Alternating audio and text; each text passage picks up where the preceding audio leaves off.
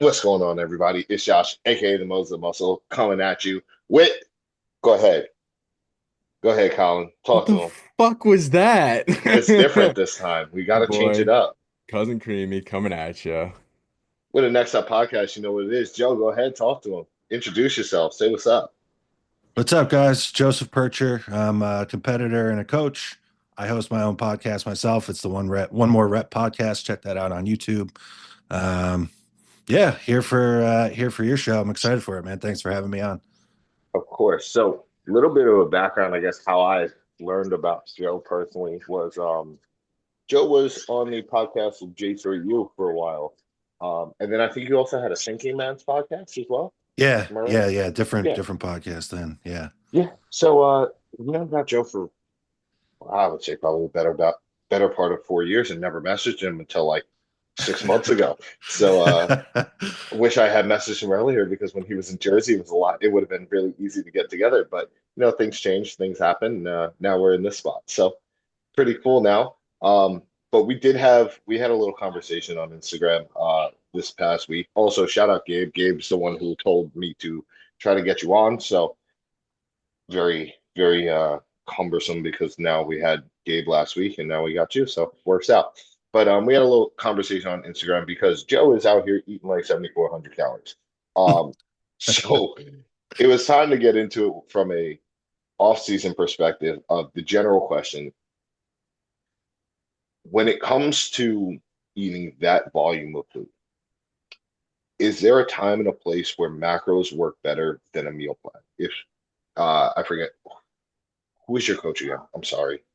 I work with Justin Compton. Okay, so if Compton turned around and was like, "Hey, I need you to eat 7,400 calories," and these are not going to be real numbers, but it's 1,200 grams of carbs, 100 grams of fat, 300 grams of protein, as opposed to eating chicken, rice, and avocado. What's your opinion on that? Do you think there's times and places? Yeah, so I'm a good subject for this question because I've kind of done it both. My last two coaches have been Compton, who I currently work with, but I worked with Justin Harris before him, both in like full blown off season settings. And I will say the similarities between them is that they are going to force more food than you have ever eaten on you before. They are going to shove you with food and try and get you as big as possible. The difference is that Justin Harris just sends you a spreadsheet with numbers, and it's per the meal because he does like it to be a little bit more like intra or like around the training window base, like pre, intra, and post are going to be a ton, and then the other four meals are going to be kind of standardized. Um, I prefer the Compton style. I prefer the more like in the box bodybuilding. Just tell me what to eat, how much to eat, and I'll do it. Um, and with the macros, for me at least personally, I ended up just gravitating towards the same kind of meat and rice style eating anyway. Other than both guys in both scenarios, I do a big bowl of cereal and a whey protein shake as my post workout, like immediately post workout. But other than that, it ended up just being the same because that's just I believe it or not, I actually feel like my digestion is better eating all of the whole food than here and there I will just choose to do a shake or something easy, and it just seems like it just runs right through me, and then the following meals are kind of all messed up too. So I think there is a time and a place. I'm just one example of this. I know people that can do fucking Pop Tarts and Rice Krispies and all sorts of other stuff like to go with, maybe they'll do a smaller chicken and rice portion and then they fill the rest of the meal with stuff like that. And it works great for them. I think I would probably end up being fatter than I need to be on this amount of food if I was supplementing with tons of like sugary processed foods. Definitely makes sense. I firmly believe that like the whole food is going to kind of drive that physique change or the body composition that you currently hold, just simply from the fact of like, and we're all three of us are big cereal people here, but like if every carb you ate during the day was just cereal, there's no way that you're going to turn around and just be a better body composition. You're going to have that glucose spike or that insulin spike, and then all of a sudden it's just going to plummet. You might crash during the day. Your energies might be crap and just not going to feel as good. One Yeah, second, no, sorry.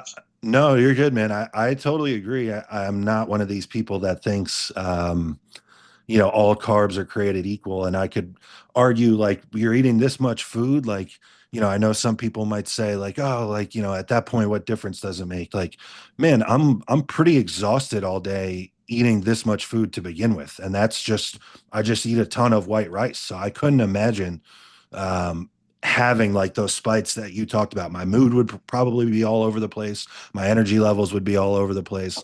Um, and so I'm with you. I couldn't imagine going up and down like that. And then another big thing too is like when I think about the idea of getting back into contest shape or going through a prep and trying to mitigate how difficult it's going to be. If you're using like tons of sugars and like processed foods, like all throughout your off season, all throughout your day, every day, you're going to build up a ton of visceral fat, and that's going to be very, very tough to get off. Like I've done that before. I've started preps too heavy or had off seasons where I chose the easier sources. And then those ensuing preps were just brutal. You end up killing yourself. And then to get that body fat off at the end, even if you get it off, it's not what your best look could have been, I think. So there's more than one reason not to choose cereal every time. Hey, listen, I think we could, if everyone in here could pick cereal, though, that's going to be the go-to always. I Now, would. I would now, if it didn't matter how I looked, I would. Yeah, for sure. I think now the most important question: what's your favorite cereal? Oh man. There's just too many. I'd probably have to give you a list. There's truly too many. It's not a sexy choice. I don't hear this often, but I love cinnamon life cereal. Um, I don't choose it often now. Like if I was having a recreational bowl of cereal, I might pick Cinnamon Life. With the idea of like it's my post workout, it's got to be in and out. There's too much fiber in that, and I don't want it to slow it down and back my stomach up. Um, I love Fruity Pebbles. I'm always gonna love Fruity Pebbles. Um, Man, and then kind of the cliche answer, but you can't go wrong with Cinnamon Toast Crunch. I love Cinnamon Toast Crunch as well. So probably I would say those are probably my top three. Solid. I would say Colin and I are cereal connoisseurs. Whenever one Okay. of us goes to Walmart and buys like 4 or 5 boxes of cereal, the other one gets a picture. So I don't even know if I have a favorite cereal anymore.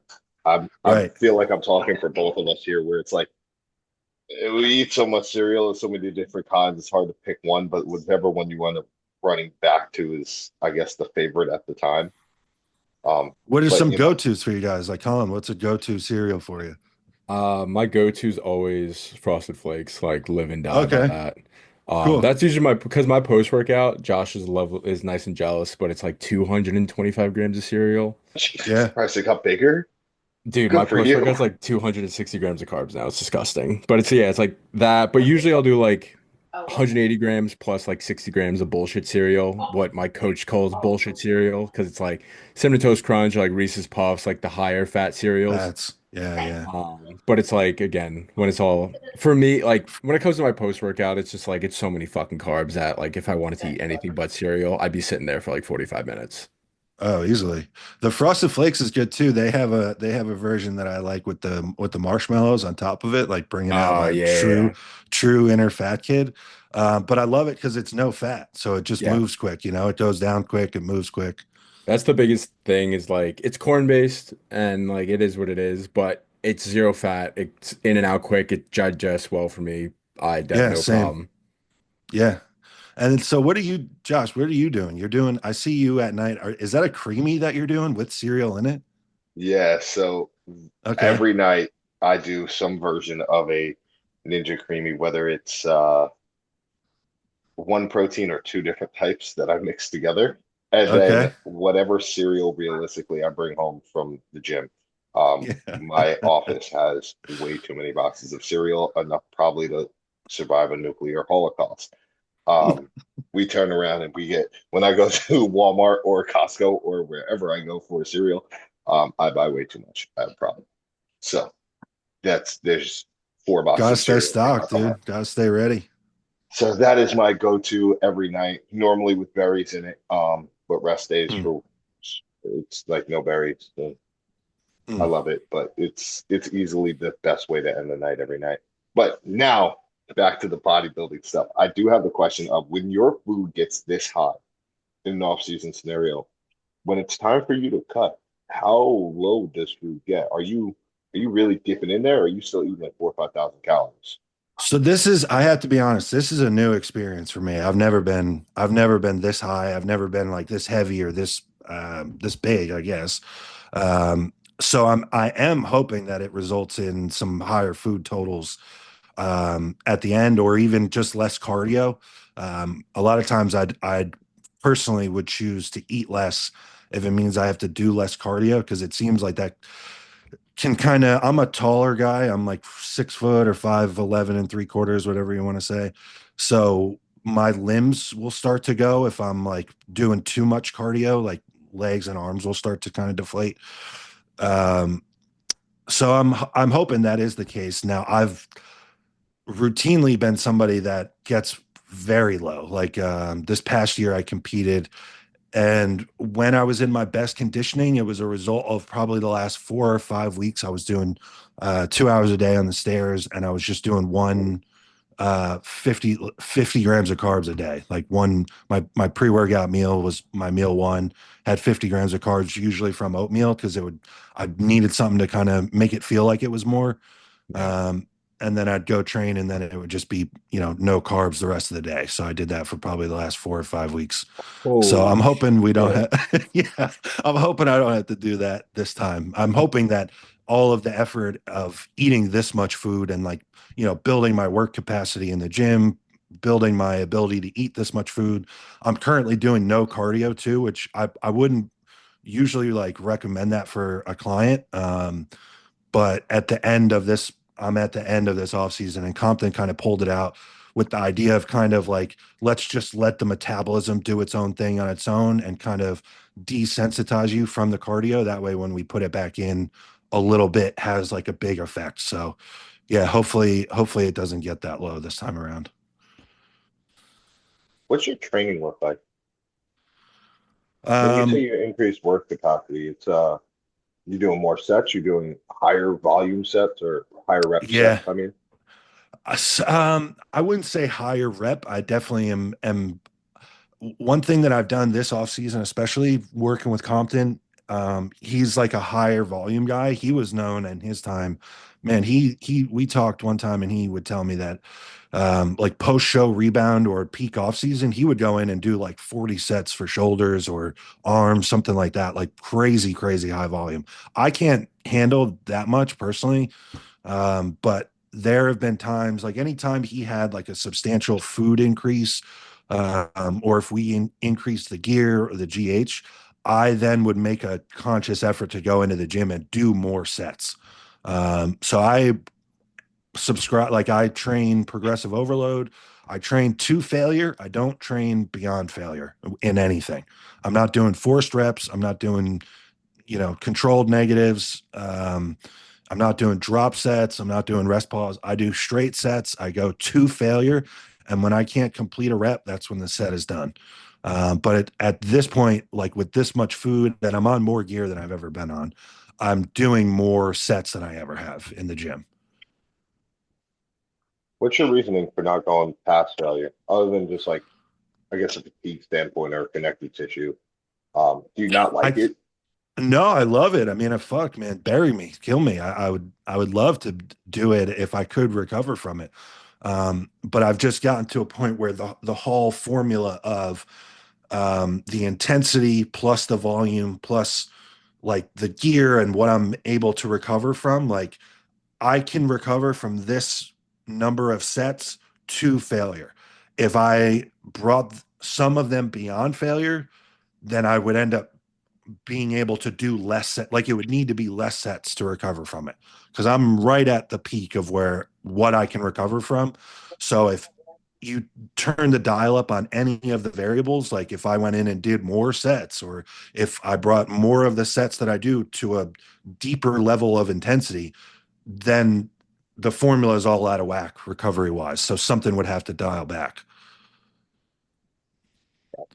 I But always don't get me put, wrong, man. I love like just working hard and training hard. I mean, that's first and foremost, that's what I love about bodybuilding, and what got me into competitive bodybuilding was just training hard, just seeing every time I was in there, what am I capable of? Can I outwork the other people in the gym? Can I outwork my training partner? Can I outwork what I saw, an hour before I trained on YouTube? Like, I was always a fan of doing rest pause, like the Dante Trudel, like, go till failure, rack it, breathe 10 deep breaths, go again, rack it, go again. I like those. I was never like a drop set guy. I kind of always felt like those were like more metabolic than anything.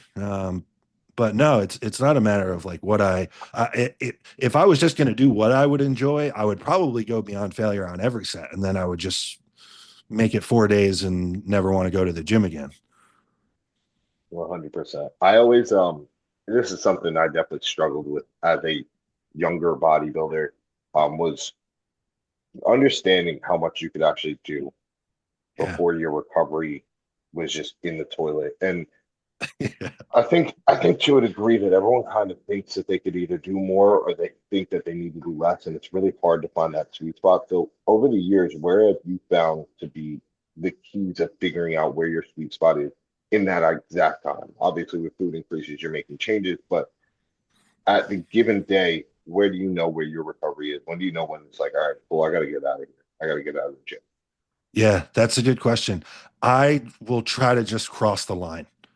Like first things first, like I'm gonna try to push the envelope and see, and then like, if the feedback in the coming 2 or 3 days tells me like, man, I'm fucked up, then I went too far, and next time I'll try a little less. Like, over the years for legs, especially like or like quads, I would say I found that I just can't handle that much. Like, in terms, like all of the sets that I do feel like they're pretty high intensity. Like, I get off whatever the machine is, or out of the machine, or, rack the bar, and I am laying down on the gym floor, and, I'm dying for air and shit like that. So it's like, okay, I might only do 6 sets a week for quads, but something like side delts or delts in general, something like arms, man, I have found really the more the better. Like haven't really reached a point of diminished returns with some of these smaller muscle groups, because the sets that I am doing, they're not extremely high cost compared to, a buried set of squats or leg press or RDLs or something like that. Like, I can do curls and push downs until the fucking cows come home. So, in terms of just finding where that is, yeah, I will just try to go over the line. That way I know, because the last thing I ever want to be doing is feeling like I'm not doing enough, or that I could be doing more. So I just go right to the source. Like I just go right to the point that it's probably too much. And then if anything, I will know that I need to dial it back just a touch. Yeah. Colin, you got something? I had one and I I'm saw gonna I find it saw it again. churning. Yeah, I I saw it had churning. I one. was like, I ah. I started listening and it fucking faded. I'll figure it. It'll come back to me. What about you guys though? Are you doing the same thing? Like, are you going in and just pushing the envelope, like volume wise, or? I'm gonna quickly answer that one for Josh. That kid's a fucking maniac. Let's just say that. He's brink of death every time. But for Love me, that. it's like I recently signed with my coach a year ago. I say recently, but I mean I signed with Jack Eagles. He's over in the UK. Obviously, a completely different take on bodybuilding. Well, more so on the training aspect of things. Again, I was Mr. just working sets, like, 3, 4 working sets each movement. Then I moved to top set back off. So instead of doing, let's say, 4 or 5 movements, I'm doing upwards of like 8 or 9 in a day. But it's, maybe a top set, two back off, or top set and one single back off. But it's the whole difference, the different concept of, going in there, fucking annihilating yourself past failure on that top set. And then you just have one set back off where, you can clean up form a bit, really connect with the tissue a lot better. So that I feel like for me was a huge difference. So it's like, again, I'm pushing the envelope and really like to the point in which that I'm dying every session just because, again, it's like, yeah, I'm killing myself, but it's like I have to kill myself for that one set, or it's like you just have to make the most out of that one set for me. And like for my mindset, it's a lot better because it's like all in and then okay, like you're good. And now it's like lock it for the next set. So for me, that style of training is better because I feel like when it came for me doing like 3 or 4 working sets, I get to that third, maybe fourth working set, and I'm just like mentally exhausted and I'm just not locked in for it. But also it's like for me, it's like my body's kind of weird where it's like, Josh will say, I look at any sort of leg equipment and these bitches grow. Like I don't even have to do anything. But when it comes to upper body, I have to fucking kill myself. Because like for me, right now I'm doing legs every other day. Or every other day, Jesus. Every other week. So I have 2 leg days a month and I have 6 sets of quads and 7 sets of hamstrings, and that's it. And my legs are still growing at a substantial rate. So it's like, again, knowing that I have to go in every leg day and fucking bury myself because I'm not going to hit it for another 14 days. Yeah, I'm a little different. Especially recently, as I've been dealing with some injuries personally. My Mm. elbows are shot. My knee, my hip, my ankle is shot. So it's definitely a lot more training by field. But I think it was Phil Viz was the first person I heard it from, and it was if the gym just shut down, like after your first set or whatever you're at in your workout, did you create enough stimulus to grow muscle? And I like firmly to subscribe to that. Like first set, it's full speed. From that point forward, whatever you do, it doesn't really matter. But like it just kind of builds on top of itself every single time. So I love the idea of going in with a top set, back off set. I did that for the better part of 3 years while working with Kuba, and it taught me that you only get two, maybe three opportunities at a set to make something actually happen. And then I started working with Dino, and Dino is a lot higher volume. And I went in with that same mindset of like, all right, this is my first set. I need to make sure that this matters. And then, you rest, recover for 3 minutes. And then it's like, all right, this is my only set. If the gym closes right now, I need to make sure that I got two. And progressively over time, I had like 31 sets for legs at one point. And every set I was out here Oof. trying to just off my shit, just completely die under a barbell and hope for the best. And then now, that beat up my connective tissue. I put on a lot of size from it, but it beat up my connective tissue, and I got really strong to where it's like I looked at my program the other day and like based off what's written, I have like 9 sets of quads on a Friday, and I Yeah. maybe do six because by the time that I hit that second set of hack squats, my knees are so shot that I just can't do it. Yeah. So And what is so being that you went through that progression where you like to train kind of lower volume and let it rip like almost Dorian style, and then hired someone else and they're more like high volume. Did you notice a difference in your look between the two one styles? 100%. Um, Everything just looked. I would say with the top set, back up set, it was a very dense look. I looked Yeah. very strong, very powerful. Now Yeah. it's almost, for lack of a better term, bubbly. It's a lot rounder. Yeah. It's a lot fuller. Yes. It's. I do believe that when you train a little higher volume, you hold a little more glycogen in the muscles. But like more than anything, I think just turning around, getting in, just going to. I don't train for a pump, but at the end of the day, like when you go to the brink of failure or you're on that deathbed, you are going to have a pump in those muscles. So it's like doing that every set and doing it more often. The food just kind of has to get pushed in there. So the volume of either my legs or my arms have gone up significantly. And I'm same boat as you. I'm 6 foot 6'1". Yeah. I got long limbs.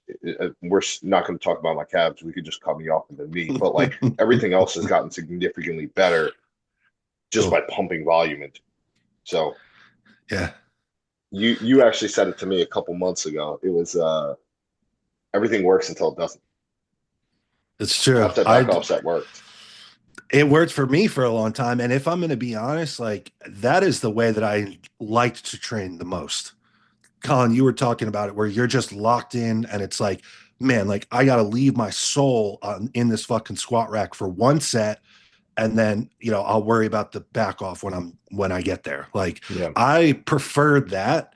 Um, and man, I think looking back, I came to the realization that whether it was because I just wasn't advanced enough in my technique or execution or um, how hard I can contract a muscle or whatever the case is. Maybe my skill of actual training was not developed enough to do that. But I look back at my time training like that, and I feel like I probably left like stimulus and progress on the table.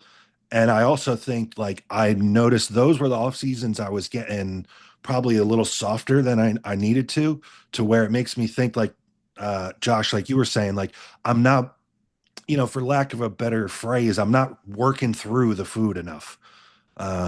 Where yeah, like I was probably more dense and strong, but I almost look back and feel like I looked more like a bodybuilder or like a power lifter or like an athlete that was training for strength, more so than like a round sweeping bodybuilder.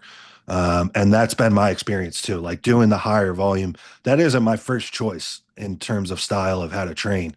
But working with Compton, it was like, I'm just gonna trust his recipe. Like it's high food, it's high volume, like it all goes together. You have to follow it to see it through. So, I've listened to him and it's been interesting, especially these past couple weeks, not doing any cardio, which was usually like a recipe for disaster for me, off season wise. My composition like hasn't changed at all. And I'm eating a ridiculous amount of food. So it's like, there must be something to it because like you mentioned, I'm like rounder and like I guess more bubbly in all the areas that I previously was very flat looking. So yeah, that's it's interesting, kind of the different styles. Yeah, it's especially when you take from like the different styles and listen, I'm in the same boat as you where my cardio really just got pulled. I just have like rest day cardio. And like you said, it's kind of like a recipe for disaster. It's like, oh, like Yeah, where does the look go? But it's, training top set back off for me, it's really helped me um create the idea of what it means to train hard. And yeah, thankfully, I got it when I wouldn't say advanced, but I mean, this is like my fourth year of hard training, I'd say, going into my fourth year. And it's like, realistically speaking, if I went year one into this, I would have left so much on the table because yeah. I didn't know how to train hard. And, I went up to visit Josh and, that motherfucker taught me how to train hard because even how Nice. hard I already train, I was leaving shit on the table. But again, it's, there's different things and there's different because there's times you go into the gym and I'm not saying like everyone has to train like a bodybuilder or everybody wants to be a bodybuilder because you don't. But you go and you prescribe, let's say, a client with like top set back off, and it's like year one, and they're not really training hard, and then again the look starts getting real soft, and you're like, what the fuck's happening? And come to figure it out, they're training, with they're leaving like 8 reps in the tank, or they're just their intensity's not there, and at that point, it's like, all right. What lever do we have to pull? And most of the time it's training, and it's like, yeah, they could be doing their cardio and everything, but if they're not stimulating the muscle using the food, then what good is it? Yeah, I worked with Phil Viz actually. Josh, you mentioned him earlier. I worked with him at like I was kind of, I would say, looking back across the whole journey, I was probably at like an intermediate stage. Um, and he was similar. He was crazy high food, tons of like sugars where it's like, man, eat 6 Rice Krispie treats in the parking lot before you go into the gym. And then it's 100 grams of carbs intra while you're training from Gatorade, and then 200 grams of carbs from cereal after you work out. And for certain, but like I remember he sent me my training plan and he wrote up high volume for everything other than quads. And when he got to quads, he was like, just do whatever. Like, I'm not writing anything. Like, do whatever you've been doing. Um, and to be honest, I didn't like, I look back and it's a mistake, but I didn't really listen to him because I liked training like Dorian. Like, that was like my um, bodybuilding like North Star. Like I'm going to train like this guy. Like this makes the most sense to me. Um, and then at one point, I remember just getting softer and softer and asking him, like, what do you think the deal is with this? And he's like, you just, whether it's the training or what, but you just don't require this much energy. And it like kind of hit me like a ton of bricks. I was like, fuck, like I'm leaving a lot on the table in the gym by just not doing more at that point. But like you said, like that's because the skill of my training was not that high. And I think when you are like programming for somebody that's lifestyle or someone that's fairly new or whatever the case is, like that top set back off, you almost need to save that for people that really like, for sure they know how to take it there when they only have one or two chances at it. um, but there's just way less room for error in that case. So then a lot of times, like lifestyle or the average person, like you probably just need to throw a ton of volume at them to make sure they're covering the bare minimum. 100%. Yeah. Colin, you said something about not everyone needs to train like a bodybuilder, and I firmly believe that. And I agree with that. But I think that everyone at some point needs to see what they're made out of in the gym. If you Mhm. go into the gym and you said plan says 3 sets of 10, and you go in there and you did 3 sets of 10, you're like, yeah, got it done. But like really, you could have done 3 sets of 25 with that same weight. Like you didn't even scratch the Yeah. surface of what you're capable of. And I Mhm. think that is, I mean, you mentioned lifestyle clients. I have a fair amount of lifestyle clients. Luckily, a lot of my lifestyle clients go to Ultimate. So it's like I get to see them and I get to say, hey, listen, you have like three more in the tank. Just go for it. Just see what happens. And I mean, Colin, you know Johnny. I've had Johnny turn around and he sent a set, and then I told him, hey, go home. Like you're done. You don't need to do any more. And he was like, wait, my workout's like I only did like three things. And it's like, yeah, but you now push to the point where you actually don't need to do more. You found your you found your red line. You're at your red line. You can barely stand straight. That's it. Just call it there. So there's definitely merit to just showing up and putting in the effort. Just whatever you're doing, top set, back Pause. off set. Yeah, facts. Top set, back off set, or just throwing, I forget who it was back in the day. There was somebody, it might have been Joe Donnelly, 7 sets of 7. Um, Mm. Try and get your entire workout done of like 45 sets in 45 minutes. And it's like, yeah, you could throw it at the wall and see what sticks. But at the end of the day, as long as you put in effort, it doesn't matter how long you train for. That one set that you did should matter. Yeah. Yeah, I like that idea too. Like whether or not bodybuilding or being as muscular as you can be, whatever, um, is your goal or not. Like having the skill of knowing like how to take it there. Like let a leg press or a hack squat like bury you to where you physically cannot stand up again. um, Having that skill or having been through that and knowing like where that line is, I think that sets up all of the rest of your training and how you think about training, because then you know where that line is. So then it's like, okay, if I am going to train higher volume, I know I probably need to be just shy of that most of the time. And then it's like, okay, if I'm going to choose like, lower volume, it's like, man, just about every set needs to look just like this. Otherwise, I'm leaving a ton on the table. Absolutely. Now, do you prescribe to the whole idea of like, what is it, 6 to 15 sets is like your hypertrophy range for the week? Like you can only Man, I do think that amount. these, I don't mean to cut you off. I think this wave of like research and, this like new style of fitness influencer that they are going to factually and definitively tell you like the most you can, most you can do for a muscle group is 6 sets. Anything more is a waste. You should never train above 12 reps. Anything more is a waste. Like these statements are never coming from people that are impressively muscular.